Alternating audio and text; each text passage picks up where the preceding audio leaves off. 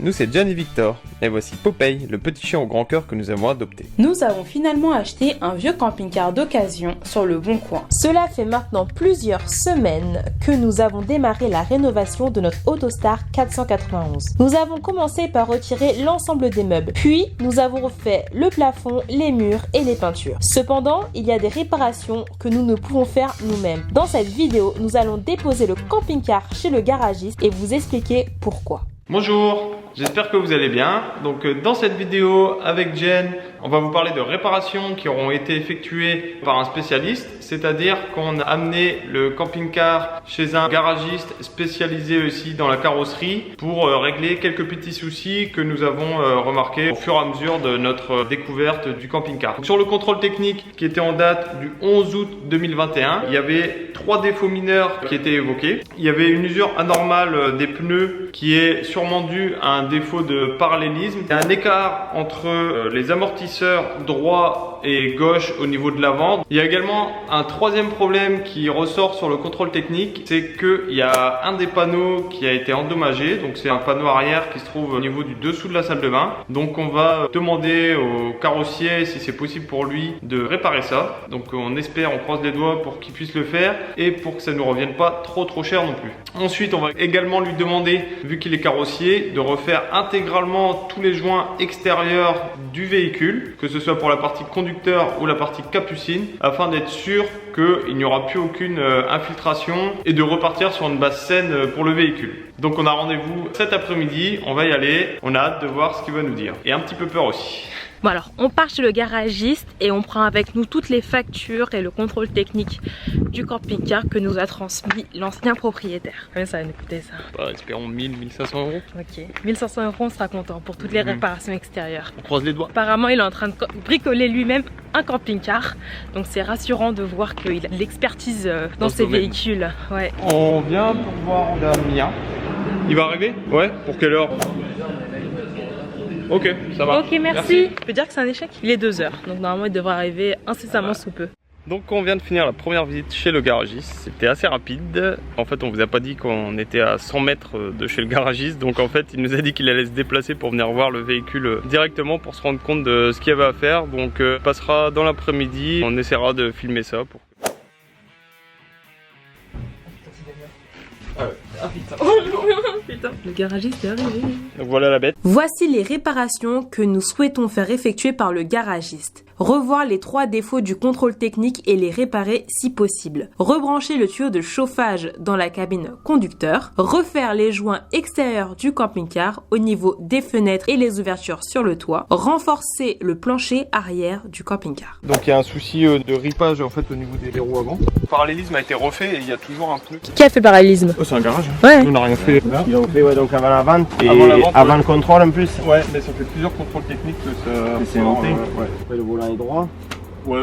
Il tire un peu, hein? Ouais, non? Bah, il tire à droite. Quoi. Oui, il tire à droite. Ça, c'est un truc qu'ils ont démonté devant. Pour le robinet de chauffage. Les deux, ils allaient là-bas peut-être. En fait, t'as les deux qui sortent de gauche, là, comme moi. Ouais. Ils arrivent du moteur. Là, ils sont censés se mettre au radiateur de chauffage là. Donc l'air chaud, enfin le liquide chaud du moteur passe ici et te réchauffe le radiateur habitacle pour avoir le chauffage. Donc je pense qu'ils doivent modifier le meilleur accord. C'est pas d'origine tout ça. Et ils ont envoyé l'air chaud derrière. Oula. Faudrait que j'appelle l'ancien proprio parce que lui il nous avait expliqué vraiment ce qu'il fallait faire, de où à où il fallait le raccorder. Il vous a dit qu'il fallait le remettre ou... Bah que ça génère rien, c'est juste qu'il n'y avait plus de chauffage dans la cabine est-ce conducteur. qu'il y a pas une fuite sur le radiateur aussi, parce que ça arrive que ça fuit.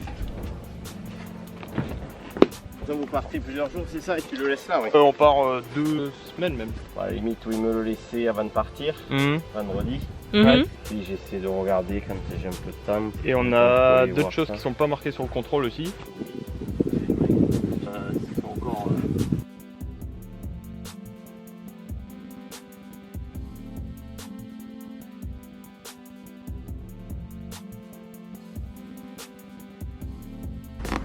Je sais pas si ça va être compliqué ou pas, ce serait de changer certaines durées du système de chauffage. Ouais. Je sais pas si c'est faisable ou pas ça. Bah il y en a surtout une qui sointe en fait. Donc celle-là ça va, c'est celle qui est là. Voilà. Ouais. Vous que ça fait chier de virer tout le système de chauffage, sachant qu'il est, fonctionnel, qu'il y a une belle chaudière et que... Oui, c'est sûr, ça fonctionne. Alors le garagiste vient de venir voir le camping-car. On lui a présenté tous les points qu'on aimerait changer et refaire pour être vraiment plus sûr de notre base. Il nous a dit que tout était plus ou moins faisable, qu'il regarderait point par point. Après il y a des choses qui risquent de prendre beaucoup de temps, donc on lui a dit qu'on avait du temps devant nous. C'était l'avantage, donc on lui dépose dans 3 jours pour 2 premières semaines pour voir tout ce qu'il arrive à faire dessus. Thor en avait marre de voir suinter la durite du circuit de chauffage. Du coup, il s'est attaqué à sa réparation avant de déposer le camping-car chez le garagiste. Alors, après avoir démonté les différents tuyaux de chauffage qui se trouvaient ici, j'ai récupéré le petit T qui relie les différentes durites entre elles. Et en regardant à l'intérieur, je sais pas si vous verrez bien, on voit un trou. Il y a un trou là ? Ouais. Il est où ? Il est là. Ah oui, il y a un trou là. Et c'est exactement à cet endroit que ça fuyait. Hasard, je ne pense pas. Il va falloir changer cette petite pièce. Oui, je suis content. Je suis content d'avoir trouvé d'où venait la fuite. Comme ça, au moins, on va pouvoir... c'est un problème que je pense qu'on va pouvoir régler nous-mêmes. Pas besoin du garagiste pour ça. Donc tout est nettoyé.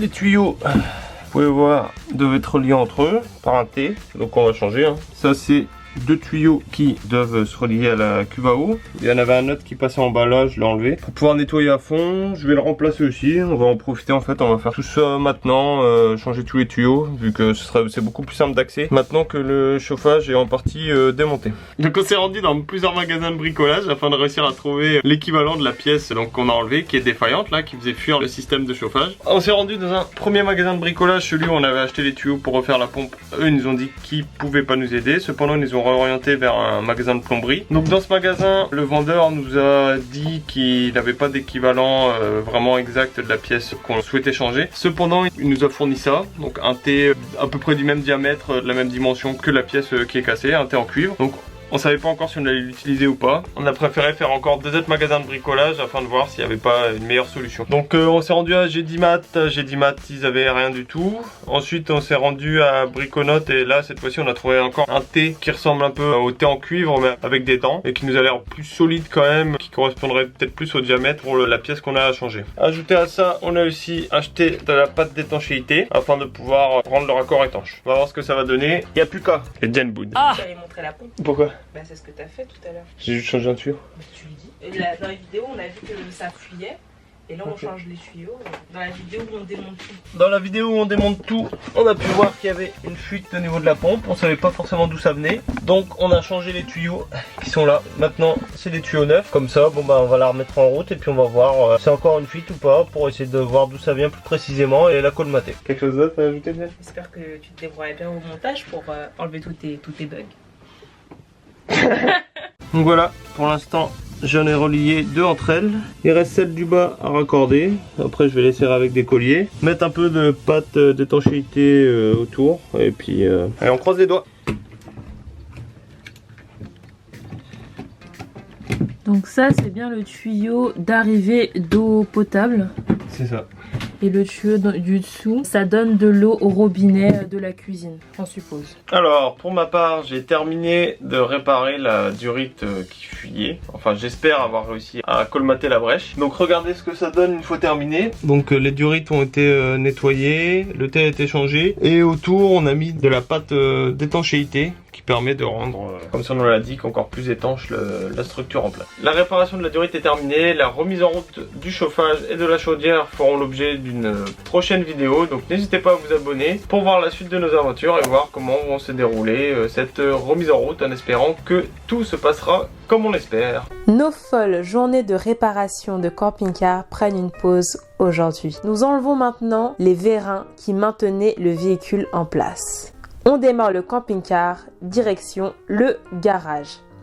Mais avant de le déposer, on a décidé de faire un petit tour avec. On avait légèrement peur que les murs et le plafond se décrochent, mais ça a eu l'air de tenir. Arrivé chez le garagiste, nous avons fait un dernier tour de l'extérieur du camping-car pour avoir des images avant réparation de la carrosserie. Il est venu le temps de dire au revoir à notre jouet préféré. En tout cas, nous espérons que cette vidéo vous aura plu. N'hésitez pas à la liker si ça a été le cas. Et on se voit très vite pour une prochaine vidéo. Salut!